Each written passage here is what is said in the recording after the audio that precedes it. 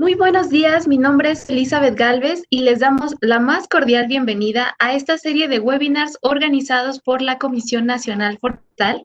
En unos momentos daremos inicio y mientras los invitamos a que se conecten a esta transmisión y que nos apoyen a compartirla de igual manera.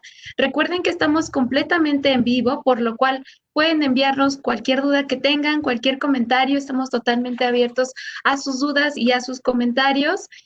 Todas las dudas que tengan se las haremos llegar a nuestro especialista del día de hoy. Les comento que el tema que veremos hoy lleva por título Aserrío de maderas duras y suaves, con la presencia de nuestro especialista, el doctor Rogelio Flores Velázquez.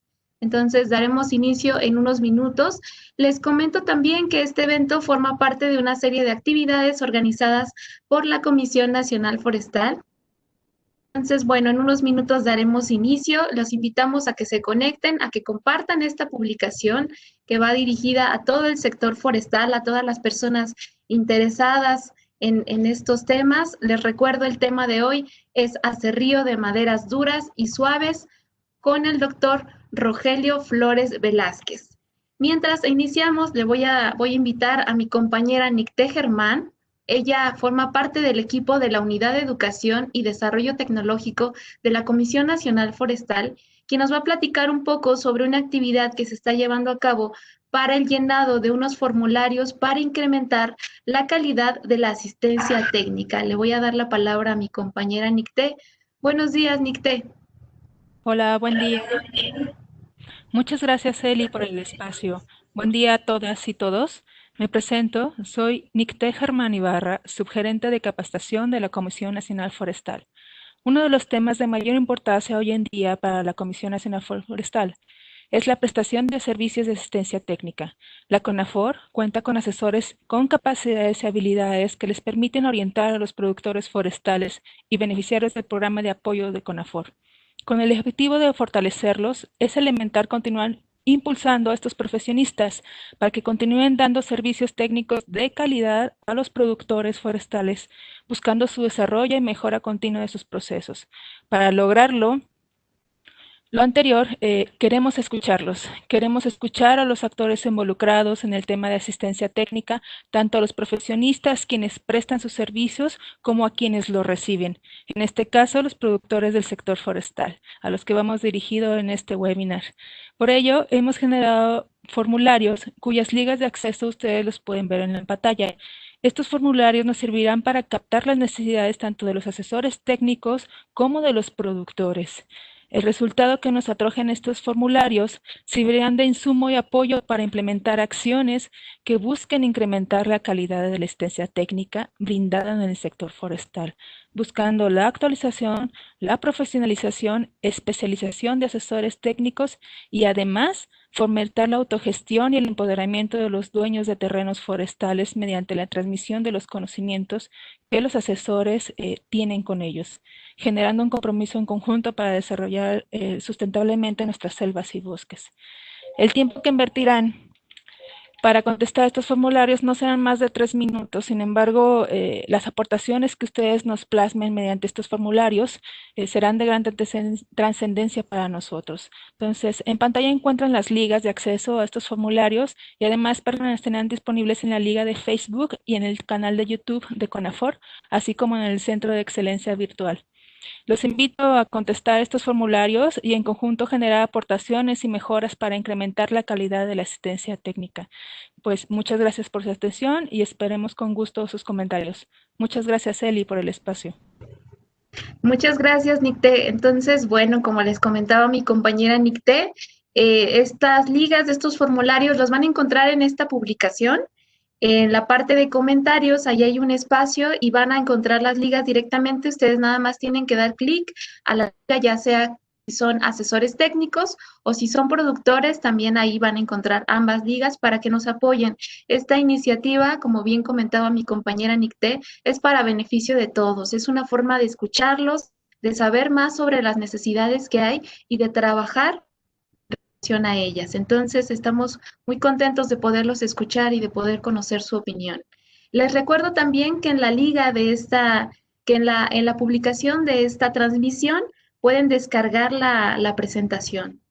Entonces, todos podemos tener acceso a la presentación del día de hoy del doctor Rogelio Flores Velázquez y también la transmisión de este webinar se en esta publicación. También van a poderla encontrar en nuestro canal de YouTube y en la página, como bien comentaba mi compañera Nicté, del Centro de Excelencia Virtual en Monitoreo Forestal. Ahí también van a poder encontrar alojadas todas las presentaciones, todos los videos de los webinars que hemos realizado en esta primera temporada de webinars de la Comisión Nacional Forestal, con todos los materiales de nuestros especialistas. Entonces, bueno, sin más preámbulo, vamos a dar inicio con este webinar y le voy a dar la palabra a mi compañero José Antonio Méndez.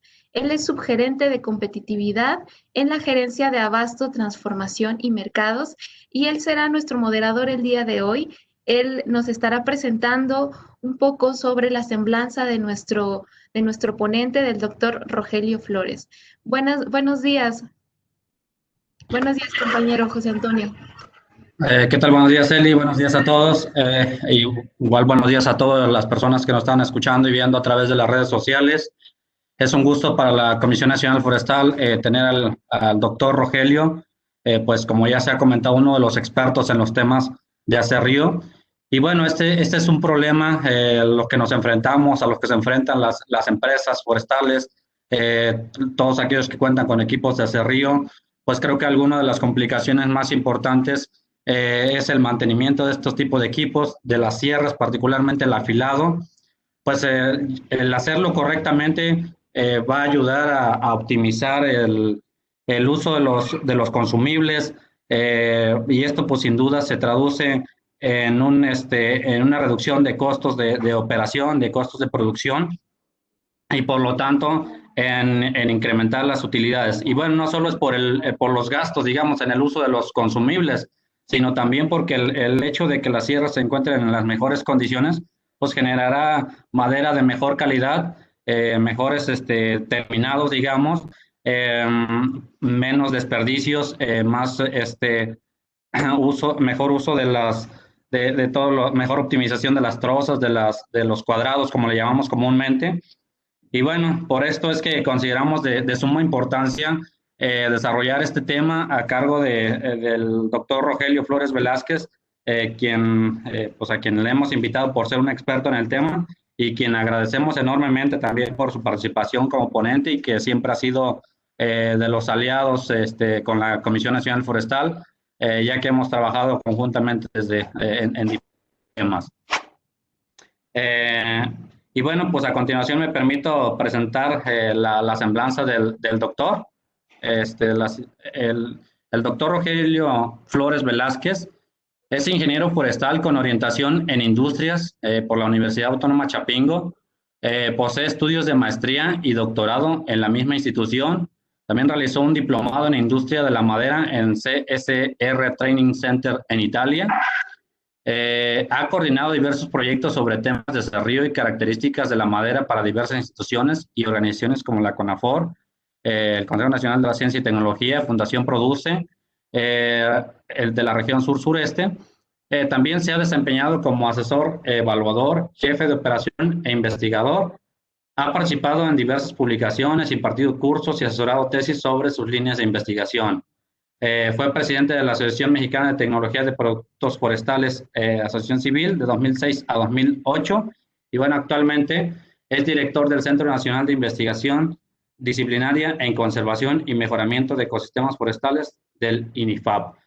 Un gusto tenerlo aquí, doctor. Y bueno, pues sin más preámbulo, voy a cederle la palabra para que inicie con tan importante tema en este día. Adelante, doctor.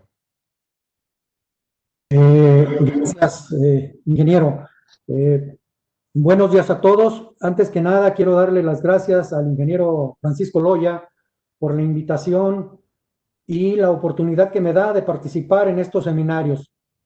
Sin más preámbulo, voy a iniciar con la presentación. Como ya decían, el tema de hoy se llama acerrío de maderas suaves y duras. Comenzaré diciendo a manera de introducción que la industria del acerrío en México es la más importante, tanto por el volumen de madera en rollo que procesa, como por el número de aserraderos que existen. De acuerdo con la Semarnat, en el 2017 teníamos poco más de 12,000 centros de transformación y el número de empleos que genera, por ende, también es muy elevado. Tiene el problema de que se caracteriza por ser una microindustria debido principalmente a limitantes técnicas, problemas de tenencia de la tierra, política económica y de desarrollo, que van a repercutir en un alto riesgo de capital y por ende no dan oportunidad o no alientan a los industriales para que hagan grandes inversiones por la inseguridad en el abasto de la materia prima.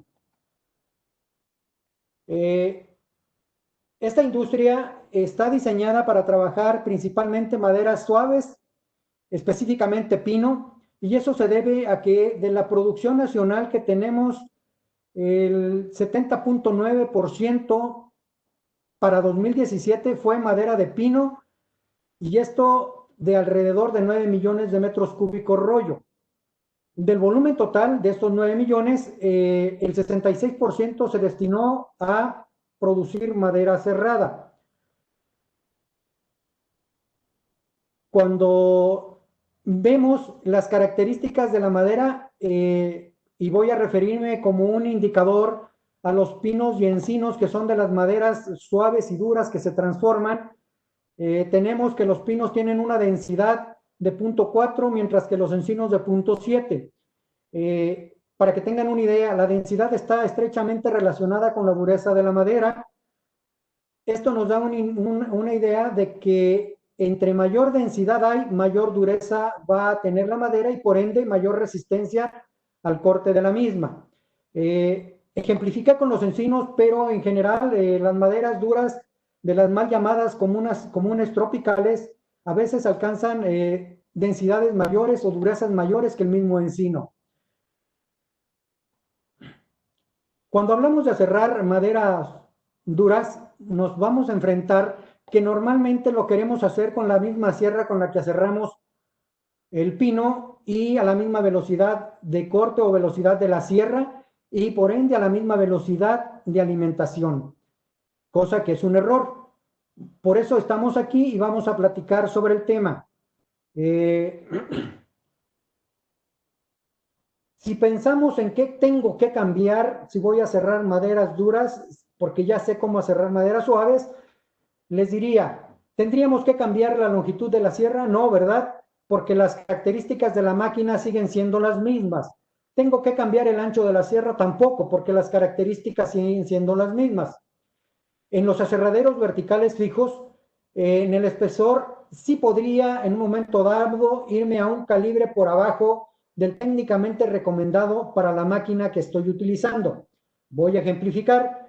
Si estamos trabajando con una torre que tiene diámetro de volantes de 1 metro, implica que esta tendría que utilizar una sierra calibre 19 y si voy a aserrar madera dura podría irme al calibre 18. ¿Qué implica esto? Que el espesor de la sierra se incrementaría de 1.06 a 1.25 milímetros.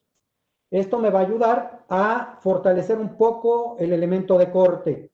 Elemento de corte que es el diente y que de alguna manera voy a darles unas definiciones muy rápidas para que nos vayamos entendiendo a lo largo de toda la plática. Empezaré por decirles del paso de diente que se puede ver allí en la imagen. El paso de diente no es otra cosa más que la distancia que hay de punta a punta de un diente a otro. La profundidad de garganta o altura del diente no es otra cosa más que la distancia que hay de la punta a la base de la garganta. Los ángulos importantes para el diente son el ángulo de corte, ángulo del diente y ángulo de limpieza. El ángulo de corte es aquel que está definido por la cara del diente que podemos ver aquí y la perpendicular a la línea de corte. La línea de corte es la que está trazada por la línea donde están todos los dientes. El ángulo de diente es el que se compone entre la cara del diente y el lomo del diente. Ese siempre lo vamos a ver sin necesidad de tener nada más. El ángulo de limpieza es el que se forma por el lomo del diente y la línea de corte. Yo espero que se pueda ver mi ratón y la flecha cuando se las estoy proyectando. sería esto. Otra cosa importante es el radio de la base de la garganta, que lo tenemos aquí, y lo vamos a ir viendo por qué cada una de las cosas. El paso de diente para cierres recalcadas puede llegar a ser, para cierres con dientes recalcados, puede llegar a ser hasta un 35% mayor que en cierres con dientes trabados. ¿Cuál es la diferencia entre un diente trabado y un diente triscado? El diente triscado es aquel que vamos doblando de manera alternada hacia uno y otro lado de la sierra para tener el ancho de corte o la avenida por donde tendrá que pasar el cuerpo de la sierra. En cambio, en el diente recalcado, lo que hacemos es abrir o dar ese ancho a través de un achatamiento de la punta del diente para abrir, dar un ancho mayor o un grueso mayor a esa parte específica que es la punta del diente, para abrir la avenida por donde pasará el resto del cuerpo de la sierra. Bien, las sierras delgadas y angostas normalmente requieren de dientes más pequeños y paso de diente más pequeño. ¿Para qué? Para fortalecer a los dientes, dado que tenemos metal más delgado. Una forma muy rápida de tener una idea de qué paso de diente voy a requerir dependiendo de la madera que voy a trabajar y que nos saca de apuros de manera muy rápida es la que tenemos aquí, que es paso de diente igual a de 30 a 40 por el espesor de la sierra, 30 o 40 dependiendo del tipo de madera que voy a cerrar. Si voy a cerrar madera dura, me acerco al límite inferior, mientras que si voy a cerrar madera suave, me acerco al límite superior. Voy a poner rápidamente un ejemplo. Si voy a cerrar pino, que es una densidad, una densidad media, vamos a utilizar un valor de 35 o 36 por ese que es el espesor. Si ejemplificamos con una sierra calibre 19, que es 1.06, tendríamos que 36 por 1.06 nos debe dar alrededor de 38 y fracción milímetros. Eso implica pues que mi paso de diente sería de 1,5 pulgadas. Si quiero tener un cálculo más cercano, entonces tendría que usar la fórmula que está adelante, que es paso de diente igual a espesor de viruta por velocidad de corte, que es la velocidad de la sierra, entre la velocidad de alimentación, la velocidad a la cual estoy avanzando el carro hacia la sierra. Me adelanto un poquito. El espesor de viruta normalmente está definido o se dice que para el aserrío debe ser entre 0.2 y 1.2 milímetros. Si voy a cerrar madera dura, debe ser de 0.2 a 0.6 milímetros, mientras que si voy a cerrar maderas suaves, oscilará de 0.5 a 1.2, para que tengan el dato ahí presente. Para dientes recalcados, de manera general, se recomienda para aserraderos verticales o aserraderos fijos o de sierra ancha, un paso de diente de 1 pulgada a 1/4, madera suave y verde de 1,5 pulgadas a 1,3/4, pensando en que tenemos dientes recalcados. Si tuviéramos dientes triscados o trabados, tendríamos que irnos alrededor de un 30-35% por abajo de este paso de diente. Algunos de los efectos que tenemos cuando tenemos un paso de diente demasiado grande, vamos a tener una mayor carga sobre cada uno de los dientes. Esto implica que cada diente tendrá que cortar mayor volumen de madera. Con la consabida carga de aserrín que esto va a provocar. Al tener mayor aserrín, va a empezar a fluir o a desalojarse por las laterales de la sierra, teniendo un sobrecalentamiento, lo que nos va a provocar un desafilado rápido y pérdida de tensión transversal. Si tenemos un paso de diente reducido, vamos a tener como causa que vamos a requerir una mayor potencia en el motor para mover a la sierra. Vamos a requerir gargantas pequeñas, lo que nos va a implicar tener velocidades de alimentación reducidas. El efecto de esto va a ser que vamos a tener superficies más tersas y uniformes, pero a cambio de ello vamos a requerir de mayor consumo de energía y la producción se va a abatir. Pasando a lo que es profundidad de garganta, tenemos que en la profundidad de garganta normalmente nos va a dar la capacidad para poder desfogar el aserrín que estemos produciendo. Entre mayor sea la profundidad de garganta, mayor área de garganta tendremos y por ende podremos tener mayor capacidad de desfogue de aserrín, nos da mayor capacidad de tener una velocidad de alimentación más alta. Para tener una idea, la relación del volumen de aserrín contra madera sólida la presento aquí. Para madera dura y seca es de 3 a 1, es decir, si yo voy a decir un dato así grueso, si yo aserrara 1 metro cúbico, en aserrín tendría 3 metros cúbicos. Para madera suave y verde es de 6 a 1. En el aserrío de maderas duras la garganta puede ser más reducida, es más, yo diría debe ser más reducida para otorgarle mayor rigidez al diente, mayor fortaleza y pueda resistir el impacto del corte. Durante el aserrado, el aserrín se comprime hasta la mitad sin causar daños al cuerpo de la sierra.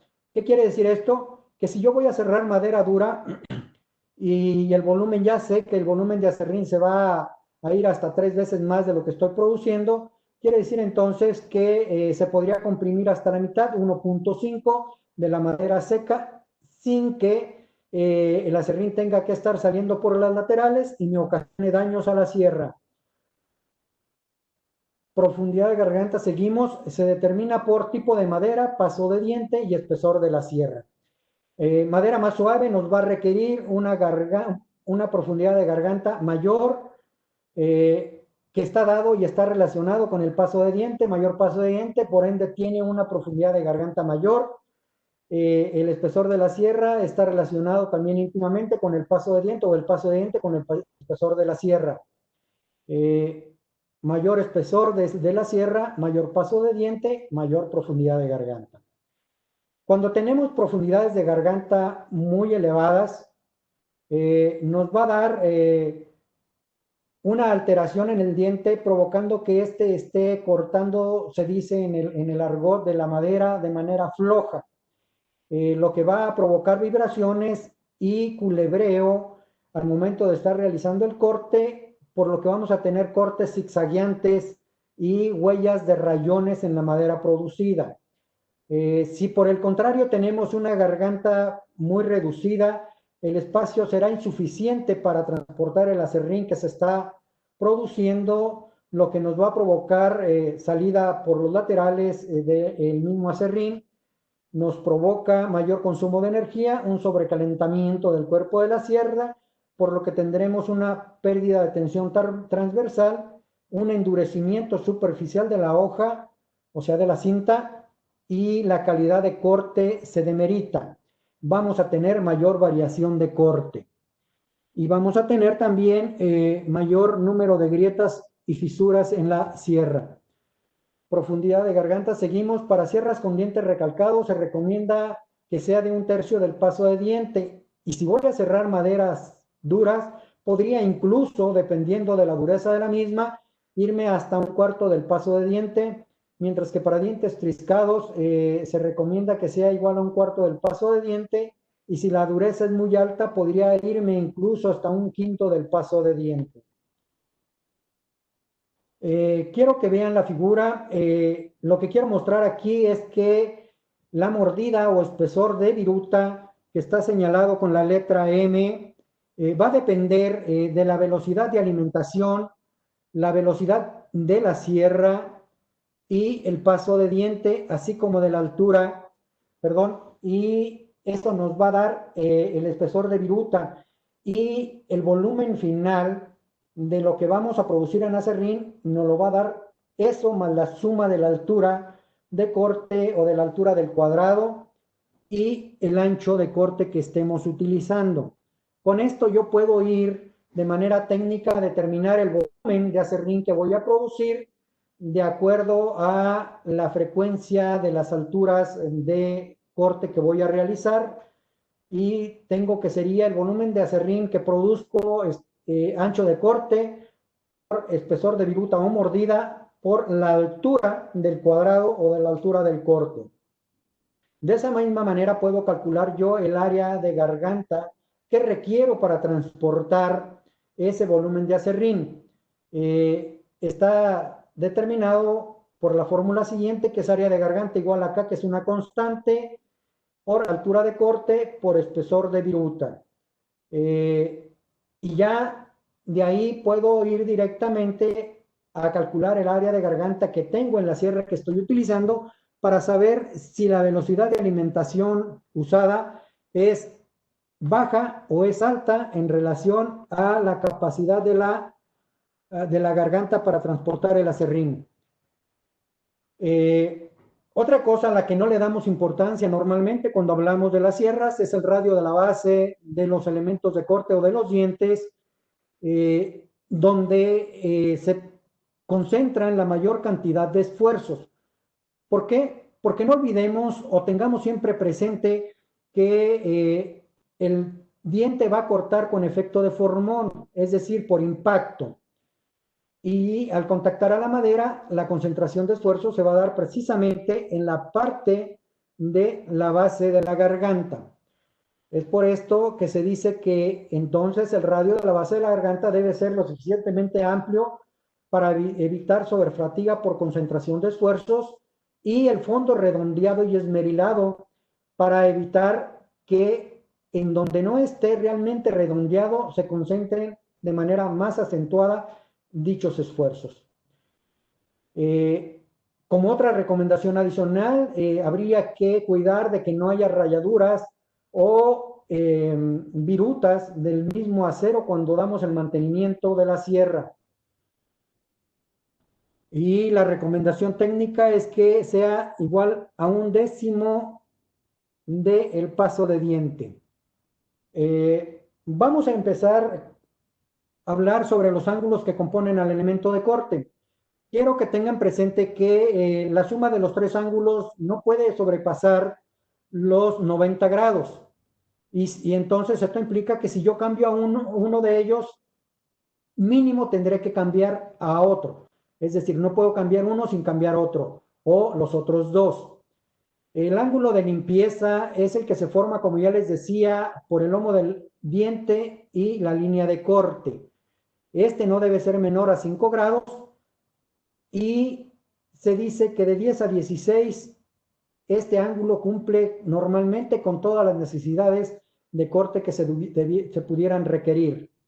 Un ángulo de limpieza reducido o insuficiente nos va a ocasionar que la sierra, al estar trabajando, el diente siempre esté friccionando sobre la madera, lo que ocasiona que haya un sobrecalentamiento de la sierra y específicamente del diente, lo cual nos conlleva a un desafilado acelerado y a presencia de grietas y fisuras. Podemos aumentar el ángulo cuando alguno de los otros dos ángulos disminuye, ya sea el de diente o ya sea el de corte, o ambos.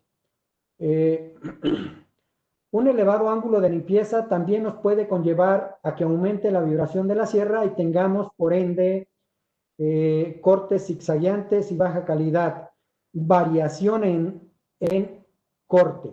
Estoy hablando y insistiendo mucho en variación de corte y quiero que lo tengan presente porque al final voy a hacer un comentario ligado a esto. Ángulo del diente. Nos va a determinar la resistencia y solidez del diente. Es el que nos va a determinar qué tanto va a poder resistir el elemento de corte sin presentar fallas. Normalmente está relacionado con el espesor de la sierra, como ya lo vimos en las formulitas que pasamos en las láminas anteriores. Si la sierra es delgada, requiere un ángulo de diente mayor. Requerimos compensar el hecho de que la sierra sea delgada con un ángulo de diente mayor. Se recomienda que el ángulo del diente no sea menor a 40 grados. Para maderas duras, el diente debe ser muy fuerte y muy resistente, por eso se maneja que debe ser con un valor cercano a los 50 grados. Y para maderas muy, muy suaves, excesivamente suaves, pongo el ejemplo de la balsa, alrededor de 35. Pero como recomendación general, insisto, buscar que no descienda de los 40 grados, porque si no podemos tener un diente flojo y que a la postre nos lleve a dar cortes zigzagueantes por tener un diente no suficientemente fortalecido. El ángulo de corte nos va a definir la capacidad de la sierra para realizar su trabajo y por ende la capacidad de producción. Y la selección de este va a depender del tipo de madera a cortar, si es madera suave, si es madera dura. Madera suave nos va a requerir un ángulo de corte menor, si es madera suave nos va a requerir un ángulo de corte mayor, si es madera dura un ángulo de corte menor. La velocidad de corte de la sierra, velocidad de alimentación, tipo de diente y forma del diente, vamos a ver adelante cómo se relacionan. Está relacionado con el calibre de la sierra o espesor de la sierra. Un calibre mayor va a requerir que nos apeguemos a los valores cercanos a la tolerancia mínima, los valores que se presentan en el cuadro de abajo, y si es un calibre menor, nos apeguemos a los valores cercanos a la tolerancia máxima o valores máximos. Pongo como ejemplo, para madera dura, si fuera un diente recalcado, el ángulo de corte sería de 15 a 25. Si fuera para maderas suaves, en el mismo diente recalcado, sería de 25 a 35.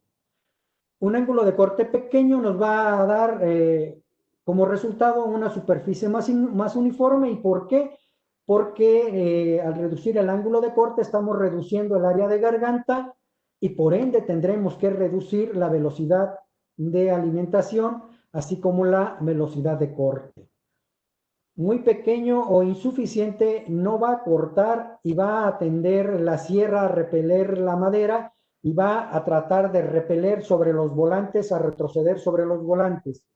Endurecimiento, y nos va a dar como efecto un endurecimiento superficial del lomo del diente, produciendo a la postre fisuras y grietas.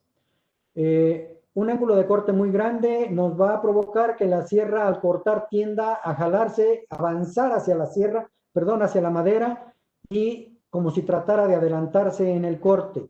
Esto nos va a provocar un desafilado rápido. Bien, finalmente, ¿qué es lo que estamos utilizando en aserraderos actualmente a nivel nacional? En aserraderos fijos, un ángulo de corte de 30, un ángulo de diente de 44 y un ángulo de limpieza de 16. ¿Por qué? Bueno, pues porque son las características que se utilizan en Estados Unidos y nosotros las adoptamos y como nos han dado buenos resultados, las seguimos manteniendo. Pero podríamos modificarlos, sí podríamos modificarlos, y ya en sierras de calibres menores, incluso incrementar la productividad del aserradero. En los aserraderos de sierra angosta, por no decir de portátiles, normalmente se están utilizando un ángulo de corte de 10 grados, ángulo de diente de 60 y ángulo de limpieza de 20. El trabado y o triscado para madera suave se recomienda que sea igual a un medio del espesor de la sierra, es decir, si tenemos una sierra calibre 19, el ancho de corte nos debería quedar en 2 milímetros. Vamos a torcer el diente hacia cada uno de los lados medio milímetro. Y la altura a la que vamos a aplicar el trabador es a la mitad de la altura del diente. En cambio, si son maderas duras, se recomienda que sea de 1/3 a 1/4 del espesor de la sierra. Si tomamos 1/3, diremos para la misma sierra calibre 19 que nuestro ancho de corte quedaría en alrededor de 1.6, 1.7 y haríamos el doblado de los dientes a 1/3 de la altura del mismo. El recalcado o soajeado, como ya les decía, consiste en dar el aplanamiento de la punta del diente para lograr el ancho de corte que requerimos para que pase el cuerpo de la sierra. Antes de soajear el diente se requiere que los dientes sean rectificados a su forma original, es decir, eliminar cualquier residuo o rastro del soajeado anterior para evitar que cuando soajemos el diente, se floríe el metal y tengamos un soajeado defectuoso. Como recomendación se dice que al recalcar la cara cortante debe ser perpendicular a la línea media del cuerpo de la sierra, es decir, que no nos quede inclinado hacia uno o hacia otro lado, que el eje del diente debe coincidir con el eje de la sierra, que debe estar bien centrado de forma tal que quede de manera igual para ambos lados, es decir, uniformemente repartido. Al suajear se debe dejar, se dice, el diente 9 o 10 calibres por abajo del calibre de la sierra o de mayor punto 3 a punto 5 milímetros del ancho de corte deseado. Ponemos un ejemplo rápidamente. Si voy a suajear una sierra calibre 19 y hago énfasis en el calibre 19 porque es la que se usa mayormente a nivel nacional. Voy a suajear una sierra calibre 19, entonces al irme abajo 9 o 10 calibres implicaría que yo tendría que estar dejando el diente con un suaje de calibre 10, que es alrededor de 3.42, o un calibre 9, 3.8, y al igualar me iría a 7 u 8 calibres por abajo del calibre de la sierra. Esto implica pues que me iría a un calibre 11 o 12. Si pensamos que es un calibre 11, finalmente al igualar mi ancho de corte quedaría en alrededor de 3 milímetros, que corresponde a lo que estamos usando a nivel nacional, que es un octavo de pulgada. Bien, técnicamente el ancho de corte para madera suave se dice que puede ir de 1.5, perdón, de 1 a 1.5 milímetros por arriba del grueso del espesor de la sierra. Pensemos de nuevo en un calibre 19, 1.06. Si pensáramos que voy a cortar pino, podría tener un ancho de corte que pudiera ir de 2 a 2.5 milímetros. Para maderas duras sería de 0.5 a 1 milímetro por arriba del espesor de la sierra. ¿Por qué? Voy a hacer aquí una reflexión. ¿Por qué utilizamos 3 milímetros si las recomendaciones técnicas nos dicen que debiera ser máximo 2.5 milímetros? Bien, una es por el tipo de maderas y los esfuerzos de crecimiento que se dan en nuestros bosques, en las mismas, y otra porque no en todos los aserraderos tienen equipo de mantenimiento o afilado de las sierras, por lo que tratan de optimizar a través de afilado manual ese ancho de corte. En cada afilada que dan se va reduciendo el suaje, y lo que buscan es que les dure el mayor tiempo posible para retardar el tener que bajar a el lugar donde esté el taller de afilado.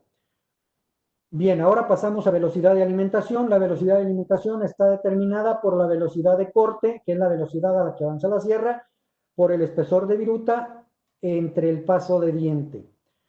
Para el serrío de maderas blandas y troncos pequeños de viruta, el espesor de viruta se recomienda que vaya de 0.5 a 0.8 milímetros para troncos secos y entre 1 y 1.2 milímetros para troncos húmedos. Esto ya lo habíamos dicho, es la recomendación técnica que se da. Espesor de viruta para maderas suaves de 0.5 a 1.2, para maderas duras de 0.2 a 1.6. Pensando, y voy a ejemplificar de manera muy rápida, si tenemos una sierra con un paso de diente de 1,5 pulgadas, que son alrededor de 38.1 milímetros, y estamos aserrando en un aserradero vertical con una velocidad de corte de 2.100 metros por minuto, que corresponde alrededor de 7.000 pies por minuto, y se produce un espesor de viruta de 0.63 milímetros, entonces la velocidad de alimentación a la que estamos trabajando es de 35 metros por minuto. Se los dejo ahí, pueden ustedes, utilizando la formulita, calcularlo para ver que Rogelio se equivocó o no se equivocó. Ahora, hablando de la velocidad de corte, ¿cómo la determinamos?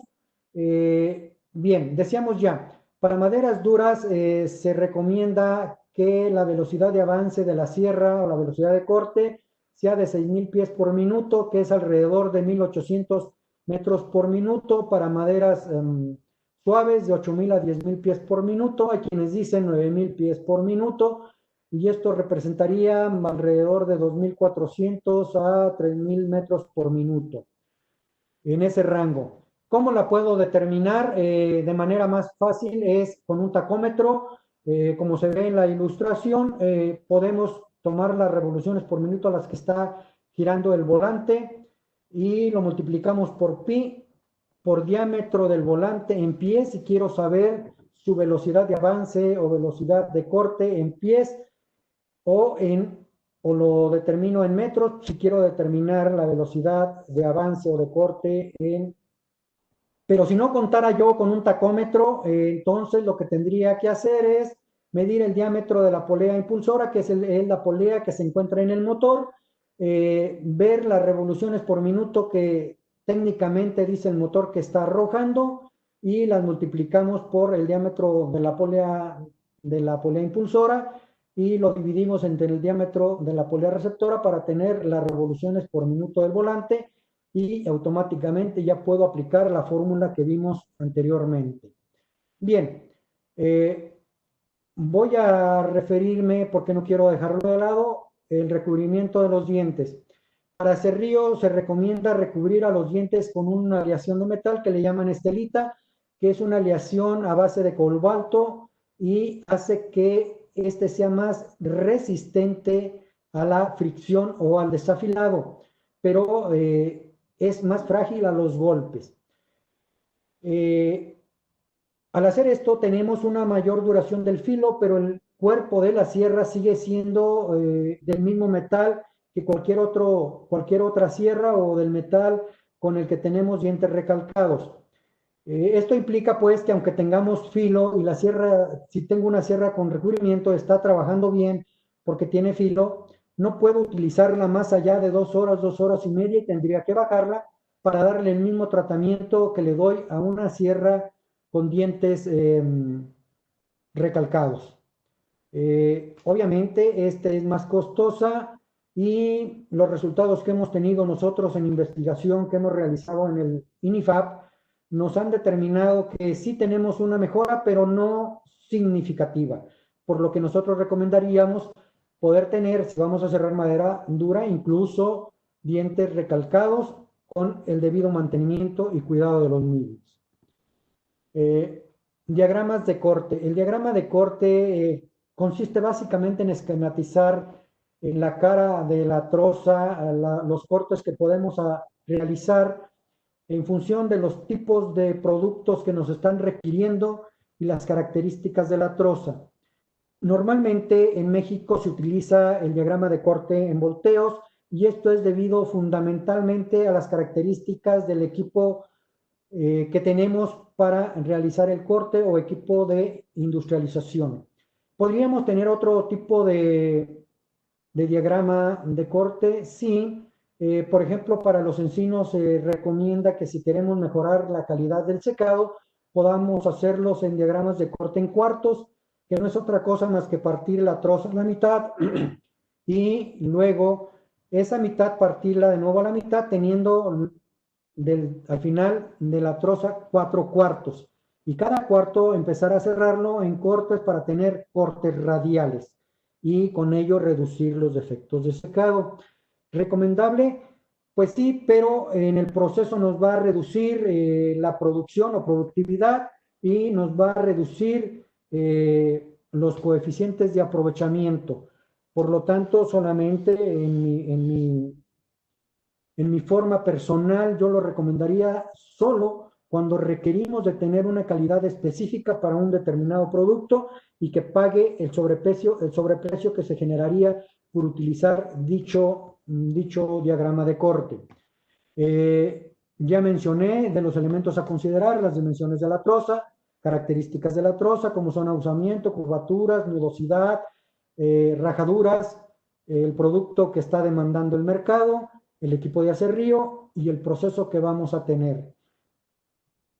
Es por esto, y al final de cuentas, perdón, quien va a determinar el diagrama de corte a utilizar es fundamentalmente el aserrador. Es por esto que se hace imperativo el tener que capacitar a la gente que va a estar a cargo de de determinar esto, es decir, al aserrador.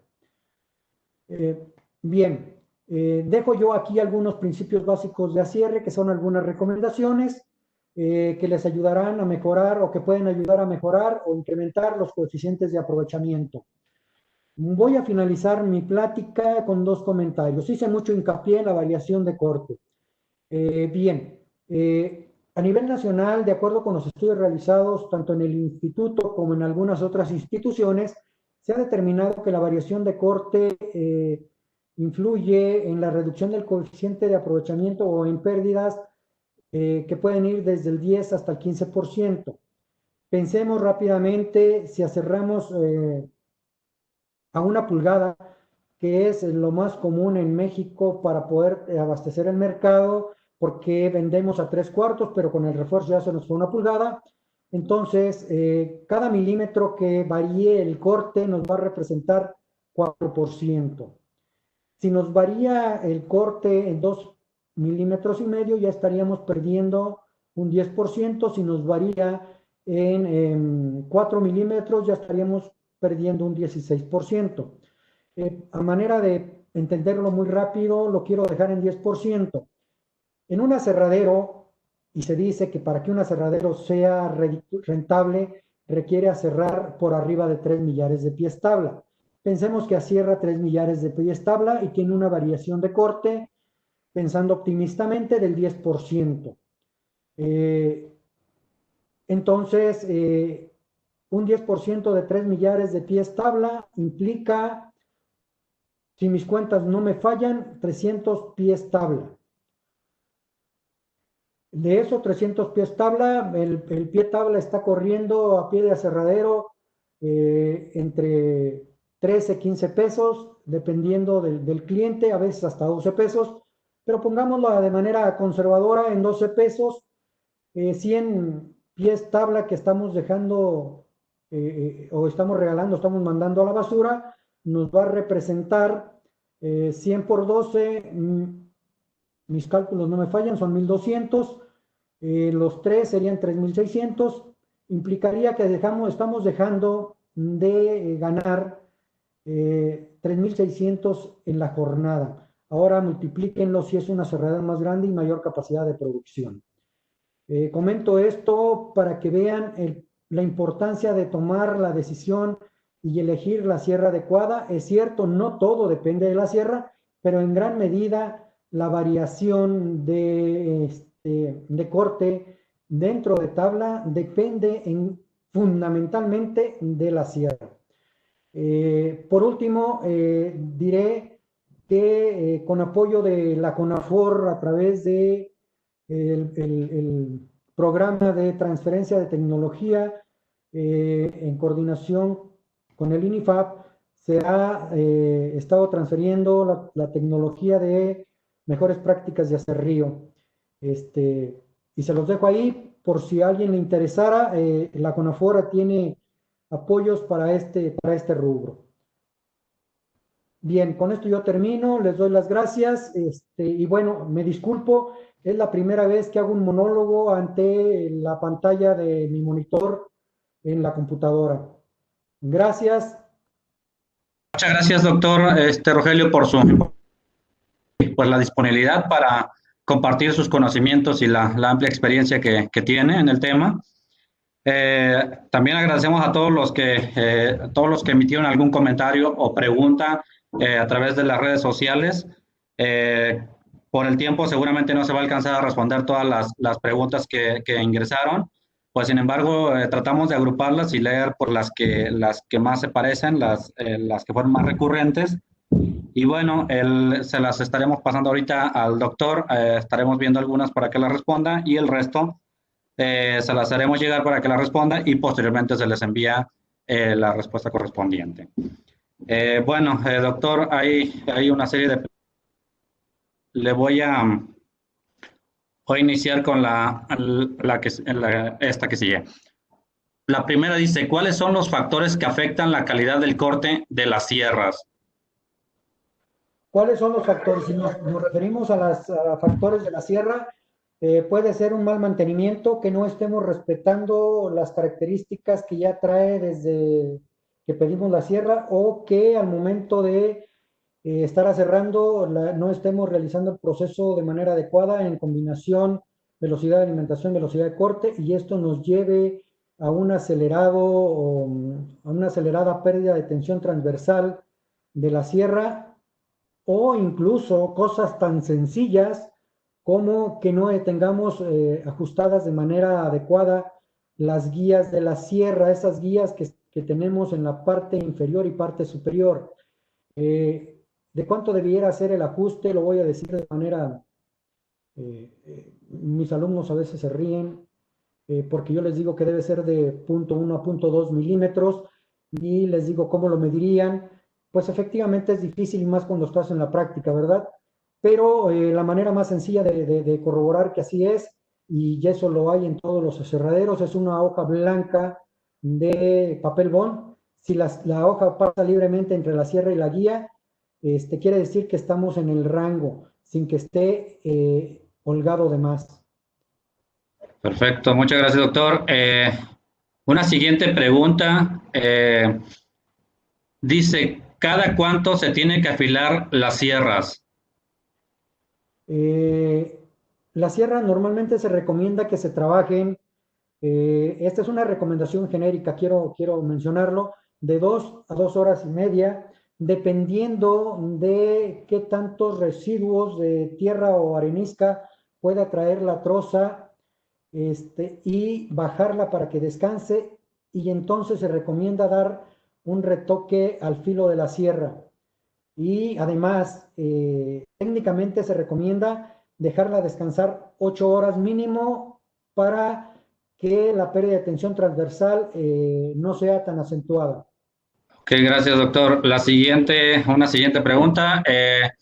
¿Existen estudios en México sobre capacidades instaladas de la industria del aserrío y su relación con la inversión?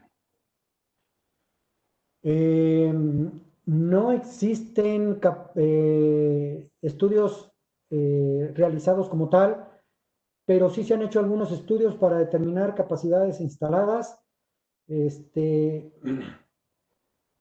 pero no, que yo conozca hasta el momento, no existen estudios que nos determinen capacidad instalada y la relacionen con su inversión. Muy bien. Vamos a hacer unas siguientes 2 preguntas para concluir por el tiempo. Fueron muchas las preguntas que hubo.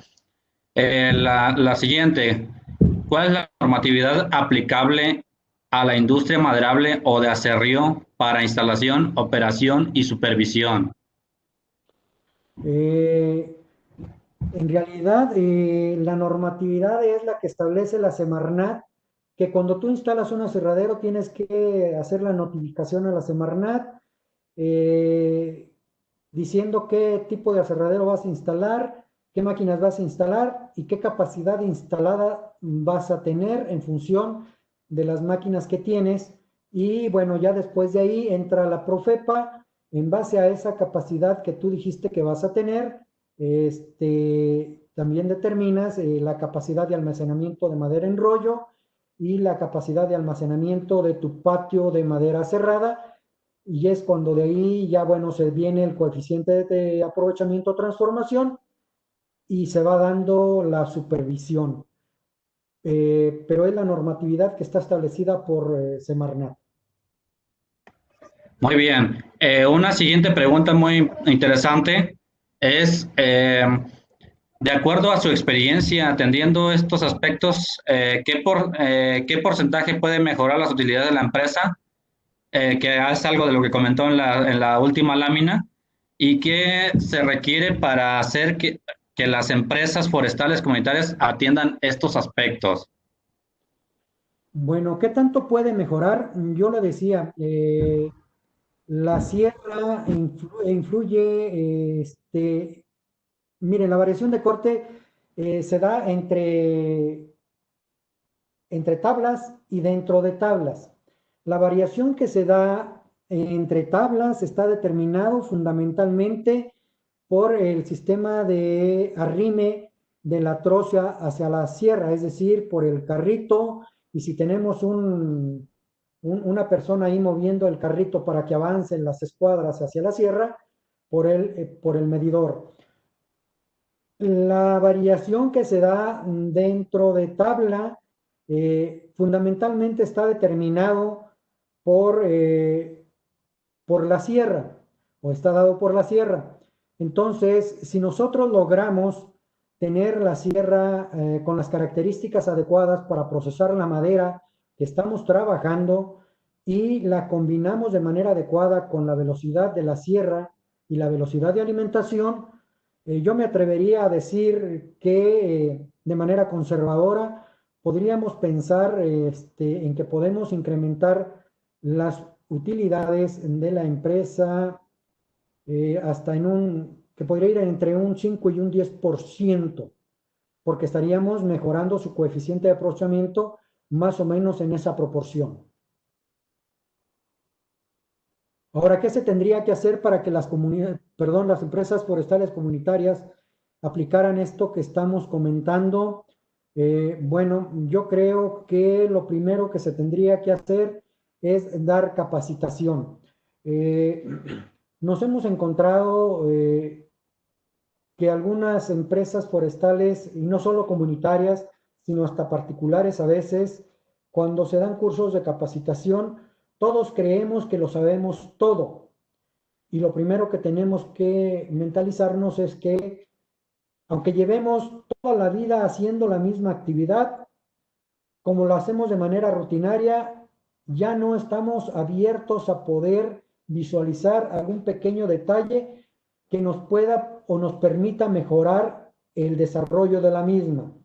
Entonces, nos hemos encontrado que la gente, cuando damos cursos de capacitación, poca gente acude o poca gente pone atención. Pero una vez que empezamos a hablar, el público se muestra más interesado. Incluso hemos tenido algunos cursos donde el primer día tenemos menor asistencia y del segundo día en adelante tenemos una asistencia malnutrida. Quiero decir con esto que es fundamental la capacitación que se dé a la gente que está participando en el proceso productivo y no solo a los que están participando en el proceso administrativo. Gracias, doctor. Me dicen que aún tenemos un poquito de tiempo para otras dos preguntas más. Entonces, abordaré una siguiente que tiene con el mantenimiento. Dice, ¿cuál sería el mantenimiento preventivo para las sierras?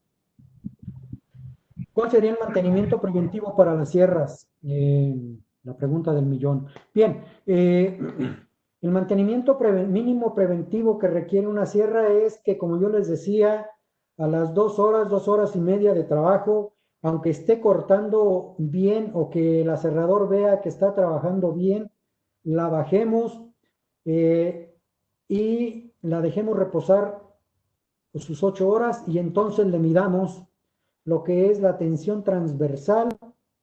¿Sí? La tensión transversal no es otra cosa más que el alargamiento que se le da en el centro a la sierra para que los bordes, tanto el borde dentado como el lomo de la sierra, queden menos largos, más cortos, más reducidos, para que la sierra se fije perfectamente a la cara del volante y no se desplace hacia atrás al momento de realizar el corte o hacia adelante.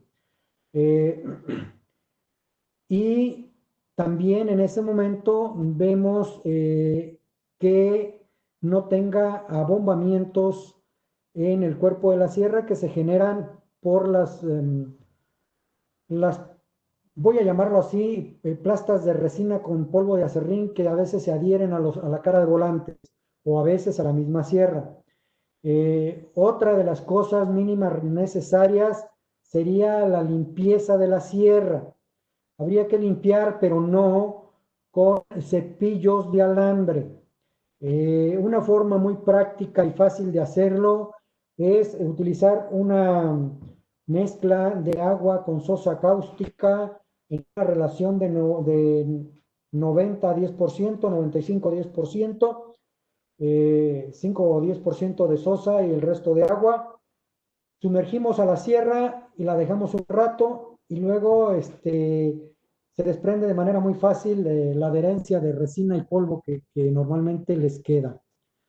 Después de eso habría que pasarla para darle un retoque al filo de los dientes. Si tenemos afiladora, de preferencia hacerlo en la afiladora. Si no tenemos afiladora, bueno, tratar de que el afilado sea lo más uniforme y cuidando que sea perpendicular a el eje del cuerpo de la sierra.